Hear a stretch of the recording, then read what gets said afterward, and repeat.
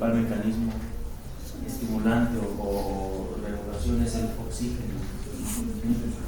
La pregunta número 3, ¿cuál fue? El fenómeno de vasodilatación es la capacidad que tiene el vaso de poder abrir y cerrarse para controlar el flujo sanguíneo ante respuestas de todos desde el oxígeno. Ese fenómeno de movilidad. La pregunta 4, ¿cuál fue? Sustancias vasoconstrictores de vasoconstricción sistémica o sustancias humorales que cuestionan la vasoconstricción sistémica. ¿Qué puede ser? Norepinefrina, noradrenalina, angiotensina 2, vasopresina, endotelina. ¿Sí? Pregunta número 5. Iones. ¿Qué hace la hipercalcemia en la pared del vaso? ¿Qué hace la hipocalemia en la pared del vaso? Vasodilata. Por eso el potasio es una causa de muerte prevenir en el paro. Hiper o hipocalemia porque hace que el corazón se haga flojo si hay hipercalemia o se haga muy estrecho si hay hipocalemia. Entonces, luego la última fue el óxido nítrico. ¿Qué función tiene el óxido nítrico? Vasodilatador. Es un potente vasodilatador producido por el mínimo raspón del endotelio. Muy bien, ¿qué más? Bien, ya para terminar, el calcio, como podemos ver, hay una vasoconstricción al aumentar la constricción del vaso, mientras que el potasio ocurrirá una vasodilatación al inhibir la contracción del músculo. El magnesio provocará una vasodilatación fuerte más que estos dos, mientras que el hidrógeno, al tener una mayor cantidad de hidrógeno, o sea, una acidez, ocurrirá una vasodilatación, mientras que al tener una menor concentración de hidrógenos, ocurrirá una vasoconstricción. Los aniones, como el citrato y el acetato, provocarán una vasodilatación pequeña, mientras que el dióxido de carbono provocará una vasodilatación. ¿El dióxido de carbono ocasiona una vasodilatación? Cuando es mucho o cuando es poco. El dióxido de carbono, su valor normal va de 35 a 45 milímetros de mercurio. Imagínate que están atendiendo a una persona que sufrió trauma craneoencefálico y ustedes van en tercer semestre de medicina, quizá no la capacidad de tratar, pero sí la capacidad de discernir con base a las clases que están llevando. Y el neurocirujano necesita pasar a operar a ese paciente porque tiene un hematoma de edema cerebral. ¿Sí? Y necesitamos una estrategia en la fisiología para poder disminuir ese volumen. ¿Qué tendrías que hacerle para que pueda pasar a ese paciente con todo lo que hemos practicado? Porque si el neurocirujano entra así como está, al momento de hacerle el trépano para drenar ese hematoma, no solamente va a salir el coágulo de sangre, sino que va a salir el cerebro como una pasta de dientes. ¿Qué tendrías que hacer primero para que el neurocirujano lo puedas dejar de trabajar adecuadamente y no influyamos en un mal pronóstico? Cuidemos el actuar del neurocirujano, es decir, le garanticemos que ese paciente le va a ir bien, porque aparte tienes un buen neurocirujano, está la doctora de neuro y te va a decir, oye, necesito que me ayudes a ponerlo en condiciones. ¿Qué tienes que hacer primero? Es que también lo que entendí es que el dióxido de carbono Ahí, yo estudié, me puse a estudiar para la clase y pues ahí. ocurre un efecto indirecto del sistema simpático y ocurre una vasoconstricción. ¿Cuando es hiper o hipo? Cuando es hiper. Cuando es hiper, haces la reconstrucción. ¿Te conviene hacer ese movimiento en el cerebro? No, porque saldrían muchísimo más flujos sanguíneos. ¿Quién opina diferente? No le conviene porque al hacer una vasoconstricción va a aumentar la presión del flujo sanguíneo, entonces el cerebro ya está mal. Aumenta la presión. Aumenta la presión en un Y aumenta el flujo. y aumentaría el flujo. ¿Alguien más? ¿No? ¿Doctor? Pues es que, bueno, tengo entendido que el cerebro en una caja que no puede, No distensible. no distensible, lo que puede regular no es, bueno, su medida es regular el diámetro. Entonces yo diría que sí, o sea, que sí sería. Pero ¿qué sería también que para regular la presión del cerebro tendrías que ir a aumentar la presión sistémica en general que rebase la presión de la pieza, bueno, en la que ya está el cerebro para disminuir la densidad de un buen flujo y bueno, disminuir la presión? También. ¿Alguien más? Para empezar, necesitamos estar bien seguros que hace el CO2 en el cerebrovascular. La hipercapnia, o sea, por arriba de 45 milímetros de mercurio ocasiona vasodilatación. La hipocapnia, vasodilatación. El cerebro está contenido en un continente que no es distensible. Es decir, si se hincha el cerebro, se aprieta dentro del cráneo, y entre más se vaya apretando en el cráneo, las estructuras donde ustedes llevaron ya la neuroanatomía, hay estructuras virtuales en donde el cerebro se puede herniar.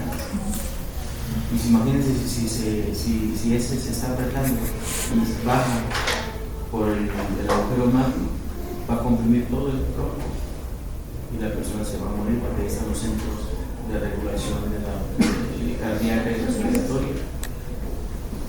Otra parte es a nivel del núcleo, donde se puede también herniar. ¿Sí? Entonces el cerebro responde también a una dinámica intracraneal en su momento, y quiero suponer que ustedes ya de alguna manera ya lo abordaron, en donde se habla de la famosa doctrina de von Röntgen. Es decir, el tamaño de uno u otro va a depender de la cantidad de flujo sanguíneo, del líquido cefalorraquídeo y de la masa encefálica.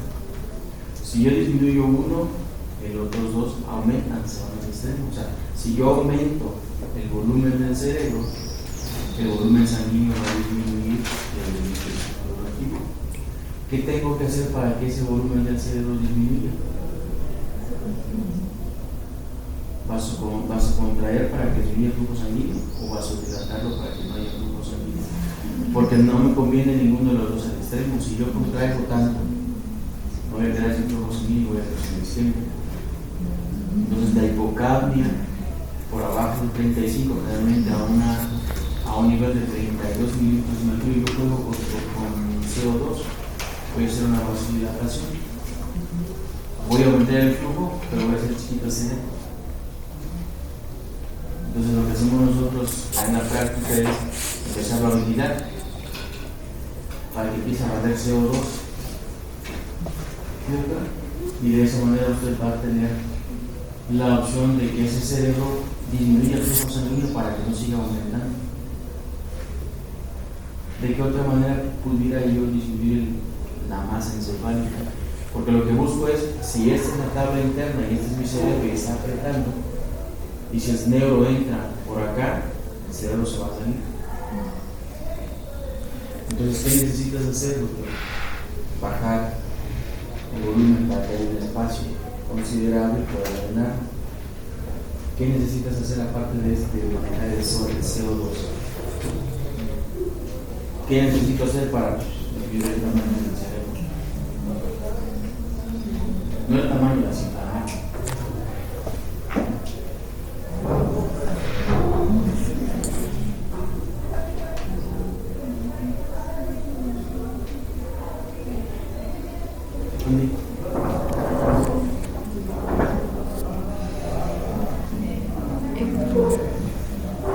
Bueno, no sé si aplique, pero en Fisio 1 vimos que le ponían como una solución para que el agua, porque antes estaba enzimatizado, ¿no? Le ponían una solución hipertónica, si no estoy mal, para que el agua se escape. No estás mal, es correcto. Si yo meto mayor tono al vaso, hago un medio hiperosmolar. Si yo aumento la cantidad de solutos, ¿hacia dónde se va a mover el agua? Hacia adentro. El agua va de una mayor concentración a una menor concentración, y si en el cerebro hay más agua porque está hinchado, porque por alguna situación los mecanismos externos los alteran y entonces el agua va a fugarse hacia el intersticio. Acá hay más agua que aquí. Entonces, si yo meto agua muy concentrada, es decir, solución hipertónica, voy a aumentar la presión osmolar aquí. El cuerpo siempre va a buscar el equilibrio, va a pasar agua de mayor concentración a menor concentración, y entonces, cuando yo hago eso, el cerebro va a disminuir. Se llaman medidas de protección neuroclínica.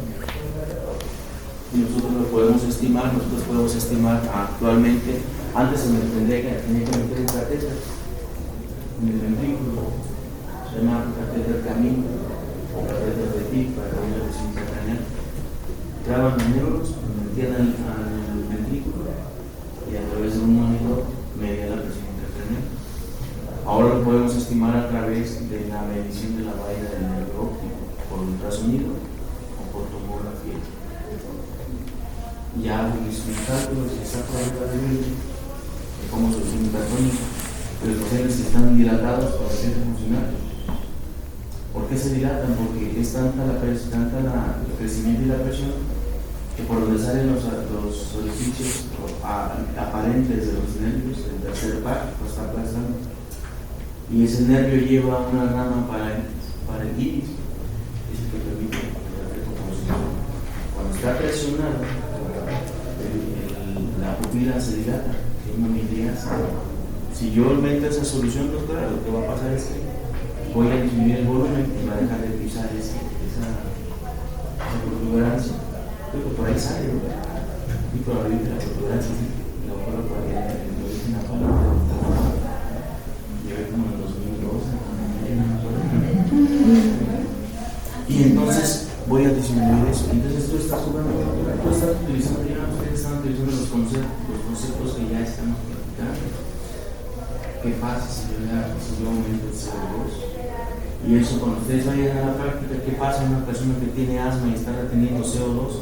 Cuando yo respiro, meto oxígeno, cuando exhalo, saco CO2, se llama ventilación alveolar.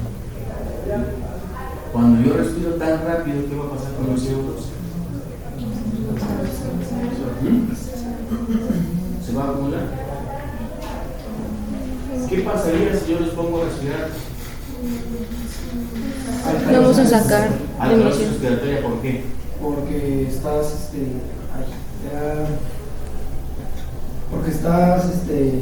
generando mucho CO2. No, porque estás barriendo CO2. Y si yo entonces barro tanto CO2, la cantidad de CO2 en la sangre va a disminuir. A ver, impocable, ¿qué va a pasar en mi cerebro? Y en un principio puede aumentar el flujo sanguíneo. Sí puede dar edema si yo tengo una alcalosis respiratoria, muy, muy extrema. Hay padecimientos que, como cuando nosotros ventilamos, no, está todo mal, pero el CO2 muy bajo, 26, 27. En algún momento ustedes han estado tan nerviosos. Cuando yo estoy tan nervioso, mi frecuencia cardíaca aumenta y por lo tanto mi frecuencia respiratoria aumenta, porque tengo que intercambiar más oxígeno, porque el corazón está bombeando más sangre al pulmón, y el pulmón tiene que regresar al izquierdo y no oxigenado. Entonces van de la par. Por cada respiración normalmente yo tengo que tener 4 latidos por minuto en el corazón.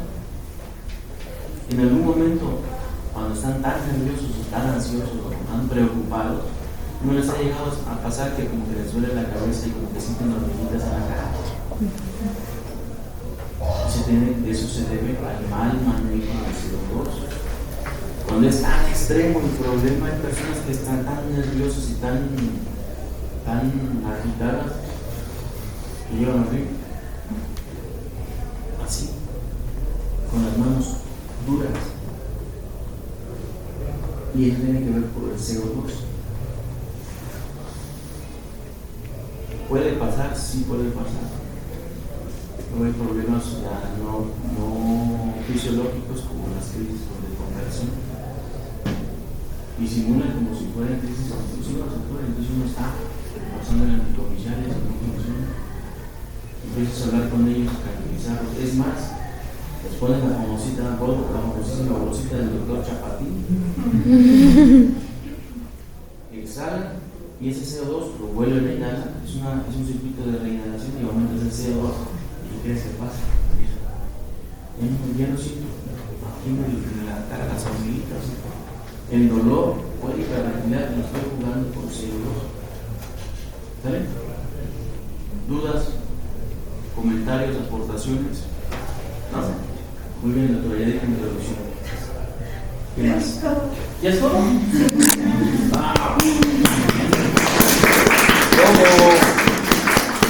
Muy bien.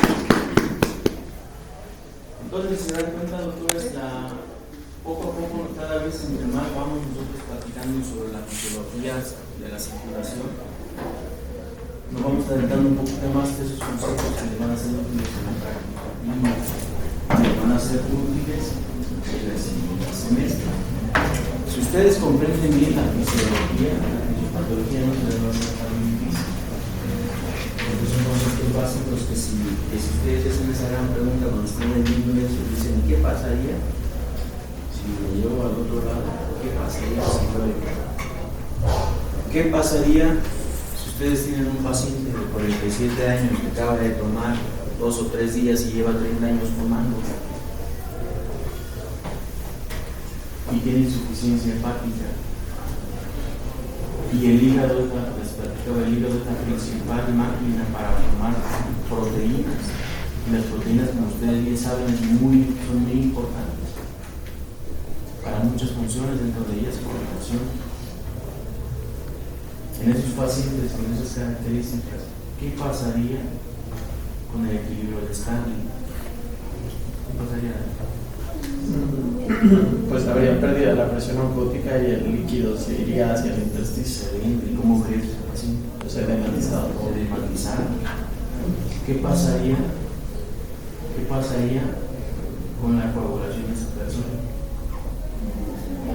Alterada, ¿no? No coagularían bien y entonces son propensos al desangre por la boca, por el recto. Son sangrados por el intestino. ¿Qué pasaría con sus plaquetas? Ustedes en anatomía vieron la circulación corta, la circulación esplénica, vasos que traen sangre del vaso, del intestino y forman un vaso que se llama porta, y ese pasa y se une, va hacia el hígado y se une con la cava. El hígado del paciente cirrótico es chiquito y duro. ¿Qué pasaría con esa presión hidrostática en esa circulación portal? Porque está obstruido el paso. Porque está obstruido muy bien, porque está obstruido el paso al hígado y entonces aumenta la presión capilar y luego así, entonces la persona está barrigona. Y entonces les decía, esa es la frase célebre de un chelero célebre: un hombre sin panza es como un cielo sin estrellas. Está lleno de líquidos. Y entre más aumenta y entre más se degrade ese hígado, les aumenta más el perímetro abdominal. De tal manera que se aumenta tanto, cuando tú respiras, la pancita se abomba o se aplana. Se abomba, ¿por qué? Bueno, porque hay una distensión de los pulmones, entonces el diafragma baja y la presión intraabdominal aumenta, entonces se mueve la pancita. ¿Qué pasaría si no aumenta esa presión dentro del abdomen? ¿Qué pasaría? Yo creo que podría ser riesgo también de una hernia.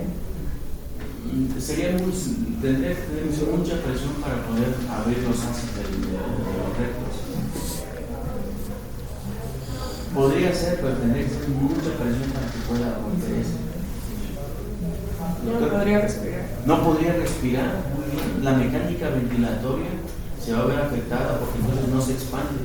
Cuando yo inspiro, meto 500 mililitros y saco 500. Esos 500 por la frecuencia respiratoria me dan el minuto. Es la cantidad de aire que yo meto en mis pulmones y es necesario. Entonces no podría respirar. ¿Qué ¿Qué tendríamos que hacer ahí, doctor? Imagínate que usted está revisando a una persona de estas características y el familiar te dice, lo que pasa es que le cuesta trabajo respirar, y efectivamente le pones un pulsosímetro y lo normal tiene que ser por arriba de 90, la saturación debe estar en 88. Inciso A, le pones oxígeno. Inciso B, le tomas una radiografía para ver que ese líquido también no esté pasando hacia el intersticio. Inciso C, le sacas agua de la panza. Saco agua. Veneno mata veneno. ¿Por qué lo intuyen? ¿Por qué lo deducen? Porque ustedes están viendo esta parte fisiológica. Cuando yo comprendo la fisiología y me quito una parte, sé lo que espero que pueda pasar.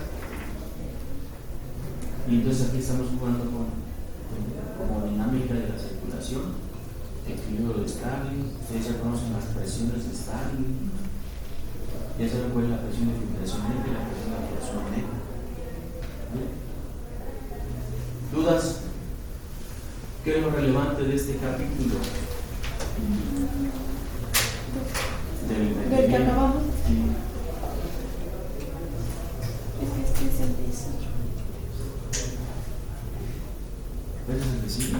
Es lo que Es que no viene en el programa. No. Bueno, ¿cuál es lo más importante del capítulo que acabamos? Control local de la circulación, es decir, factores morales del control rápido del flujo sanguíneo local, los factores necesarios para el control a largo plazo, la angiogénesis es el principal, y sigue respondiendo a la cantidad de oxígeno. ¿Sí? Función del esfínter precapilar, teoría de la demanda metabólica, vasomotilidad, teoría miogénica. ¿Sí? Y con eso ustedes pueden deducir muchas alteraciones. ¿Qué más? ¿Sí? Jóvenes médicos. Y no puede faltar las presiones de Starling. ¿Cuáles son y cuál es su valor normal? La presión capilar promedio. Porque cuando veamos pulmón vamos a ver la presión capilar pulmonar es diferente y el control local es diferente. ¿Vale? ¿Qué más, doctora? Bueno, pues ahora vamos a hablar de la regulación nerviosa de la circulación y el control rápido de la presión arterial. Entre las funciones del control nervioso de la circulación está la distribución del flujo sanguíneo hacia la circulación, el aumento del descenso de la actividad de bomba cardíaca y el control rápido de la presión arterial. Estas funciones globales están lideradas principalmente por el sistema nervioso autónomo, que a su vez se va a subdividir en el sistema nervioso simpático y en el sistema nervioso parasimpático.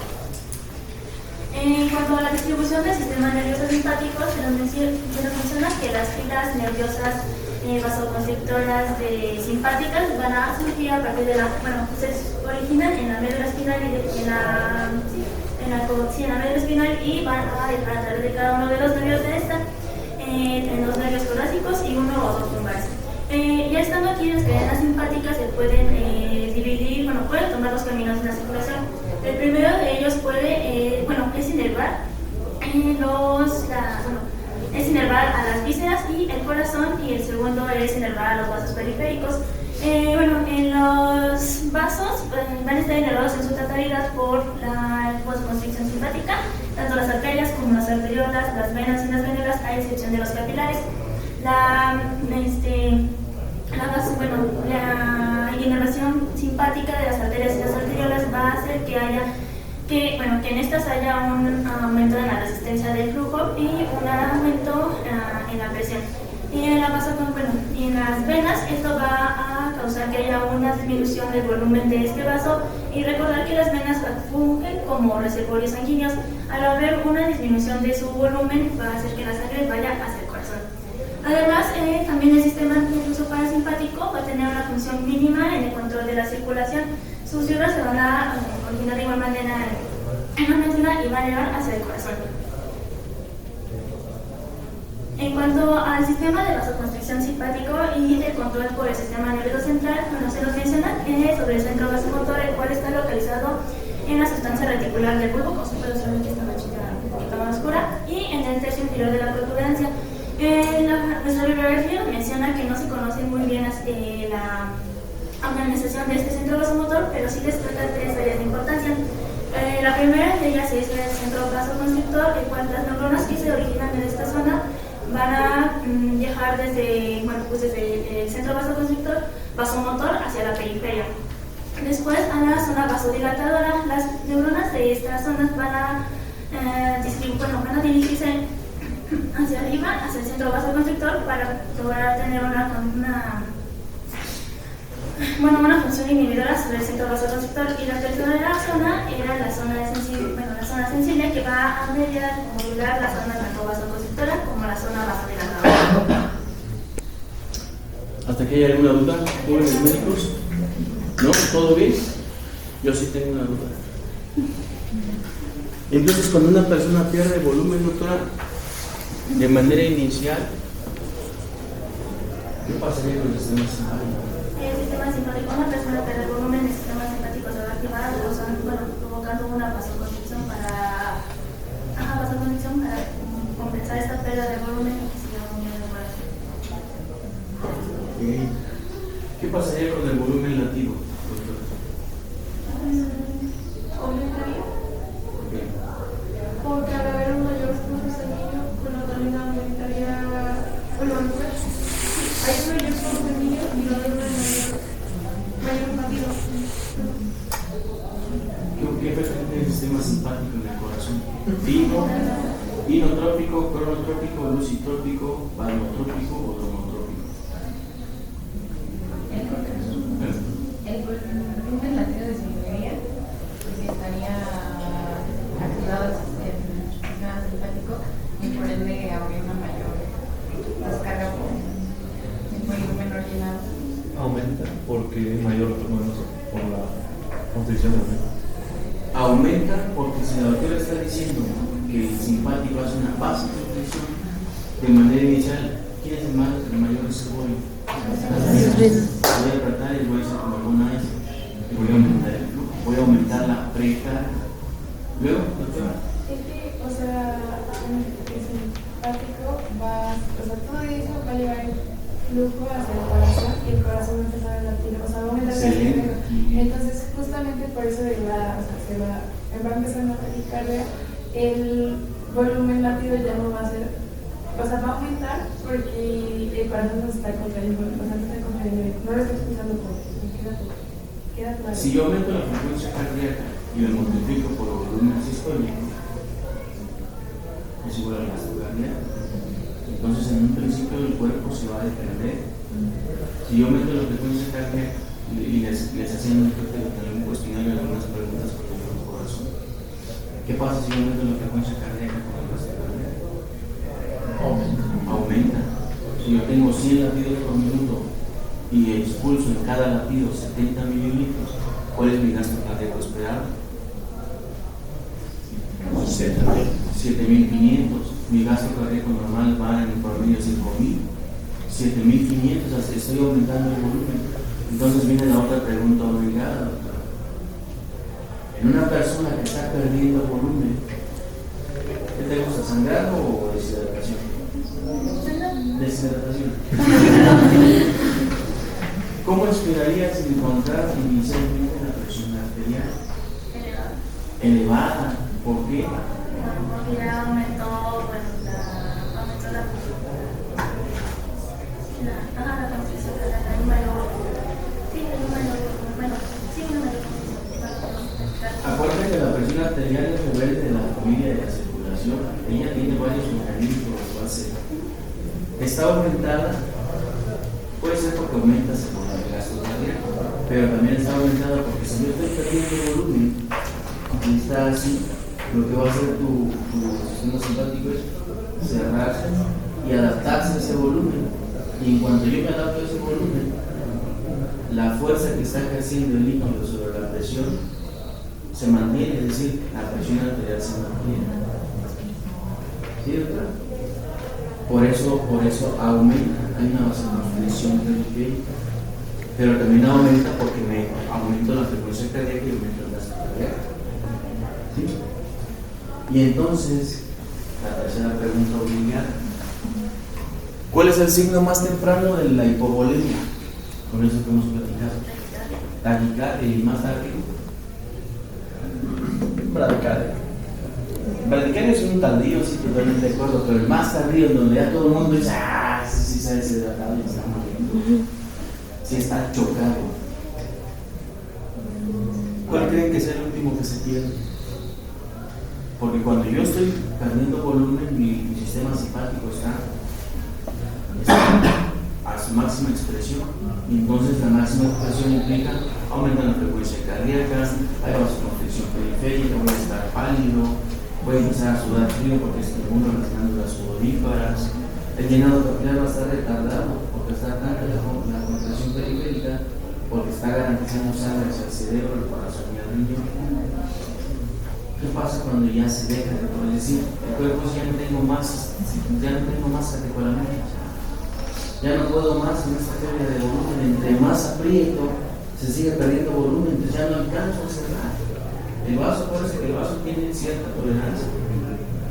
Frank Starling con el corazón lo dijo, llega un momento el corazón se elonga tanto que se pone rebelde, dicen chinchín a todos, ya no puedo más. ¿Qué pasa con eso? ¿Qué pasa ahí? Hipotensión. Entonces, el signo más temprano de una hipovolemia es la taquicardia y el signo más tardío es la hipotensión, y en ese trance también está después la bradicardia, se empiezan a bajar de manera progresiva y está la bradicardia, la bradicardia, ese estado letárgico, estuporoso, porque no llega sangre hacia el corazón. Cuando platiquemos de estado de choque vamos a ver todo esto, pero hasta el momento hay que irnos empezando a enganchar, porque esta tiene para esto.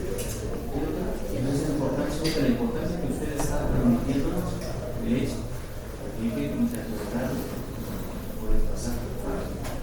Next. Bueno, ahora sí, en cuanto a la concepción parcial de los vasos sanguíneos, bueno, como bien mencioné, están las fibras vasoconstrictoras simpáticas. Estas van a hacer que haya unas ciertas contracciones rítmicas y lentas, las cuales van a hacer que transmitan unos pequeños impulsos de 0.5 a 2 impulsos por segundo. A esto se le va a llamar tono vasoconstrictor simpático. Este tono vasoconstrictor simpático va a mantener un estadio parcial de constricción a los vasos, lo que se va a denominar tono vasomotor.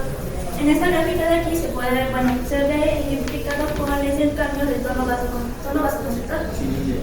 Se le inyecta, en esta imagen se le inyecta anestesia a la médula espinal de un animal, provocando que haya una inhibición completa del sistema nervioso simpático, lo que va a provocar una disminución de la presión arterial. Normalmente se encuentra entre los 100 milímetros de mercurio, y al aplicar la anestesia va a disminuir hasta los 50 milímetros de mercurio. Esto se va a mantener hasta que haya una inyección de noradrenalina. Recordar que la noradrenalina es uno de los principales vasoconstrictores secretados por las células terminales de los nervios vasoconstrictores simpáticos. Al inyectar la noradrenalina va a aumentar la presión arterial una vez más, subiendo desde lo normal hasta aproximadamente unos 150 milímetros de mercurio. Cuando se termina, la noradrenalina va a volver a disminuir la presión arterial hasta volver a caer a los 50 milímetros de mercurio, ya que aún no ha pasado el efecto de la anestesia. ¿Y qué espero encontrar en ese valle? Con eso no hablan los anestesiólogos. ¿Quién es el anestesiólogo de este selecto? ¿Nadie? ¿Quién te los va a dormir entonces? Desde aquí empezamos a hacer equipo. Todo eso lo hacen los anestesiólogos. Y ellos prácticamente platican con la muerte. Porque inducen una alteración y tienen que controlar eso. O sea, cuando ellos meten el anestésico, la presión arterial va a bajar y se mantiene, y más van a operar procedimientos que tienen que cuidar mucho de la presión como cerebro. Hay que manejar presiones de perfusión simpáticas, pero más que se garantice que el riñón es terminal y que el flujo sanguíneo del cerebro sea insuficiente. ¿Qué pasaría? La presión bajó así como. Pues la presión al estar baja también disminuye la velocidad de flujo sanguíneo. ¿Y más? ¿Qué pasaría con el metabolismo del cuerpo del paso? Lento. Pues también esto va a evitar que si estamos en una cirugía, que no se desangre muy bien, pero también tienes que estar cuidando que en esa cirugía, esto, fíjate, si está aquí 50, ¿cuál es la presión de perfusión necesaria para el control del flujo sanguíneo cerebral? Hace como 3 sesiones. Y es un dibujito así. 50 a 150 en ese lapso se mantiene la presión de perfusión, pero si baja aquí, el cerebro del paciente va a pasar a tener conmoción en el flujo sanguíneo. Y entonces cuando saquen ese paciente de la cirugía de colecistectomía, no va a despertar adecuadamente. ¿Qué pasó? A lo mejor lo dejé sin flujo sanguíneo. Y si yo bajo el flujo sanguíneo en ese cerebrito, lo voy a meter a la isquemia. Y la isquemia es malísima para el corazón. ¿El paciente va a estar frío o va a estar caliente? Frío, ¿por qué? No va a haber flujo sanguíneo suficiente. No hay una Temperatura, porque lo mismo pasa con la hiperemia activa y reactiva. ¿Cómo sintió los glóbulos de la red? Calientes, caliente. Bueno, si yo bajo eso, está bloqueando esa función y entonces va a estar frío. ¿Alguien de ustedes sabe si un paciente post-quirúrgico? ¿Cómo están los pacientes aparte de los luminares? ¿No les ha pasado que están? Tiene frío y entonces llevan unas comidas y está frío. Se llama hipotensión transanestesial post-quirúrgica. Se llama hipotermia post-quirúrgica. Y por eso los quirófanos son fríos. Entonces, con esto ponen los anestesiólogos y cuando ven que se están bajando del fisiológico, meten su paso. ¿Tienen laboratorio? Sí. Doctora, ¿te parece? ¿Cómo se llama mañana? Está interesante, ¿verdad? ¿Va a ser anestesióloga? No, puede ser. Está bien, esa es buena respuesta. Uno se da cuenta de lo que quiere ser en la vida. Hay un dato donde dices, eso está muy bien formado, pero es por mi gusto. Lo haces con gusto sin necesidad que te estén mandando, porque te está haciendo un ataque. El servicio que no te gusta te desaparece. Si te gusta, ahí está. Muchas gracias. Gracias, doctor.